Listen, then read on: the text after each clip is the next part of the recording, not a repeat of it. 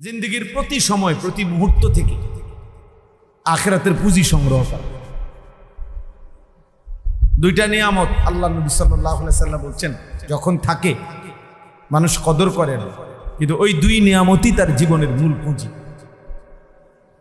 এক হলো আসিহা, সুস্থতা, দুই হলো ওয়াল ফারাগ, অবসর, সময়।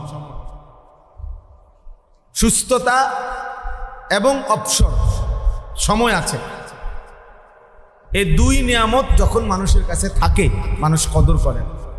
অথচ এই দুই নিয়ামতই তার পুঁজি। আল্লাহ তাআলা সুস্থ রাখছেন তো সে যাবতীয় কাজ করতে পারে। আল্লাহ তাআলা সময় দিছেন, হায়াত দিছেন, তাহলেই সে সব কাজ করতে পারে। যার হায়াত নাই সে বন্দিগি করবে কেমন? যার সুস্থতা নাই সে বন্দিগি করবে কেন?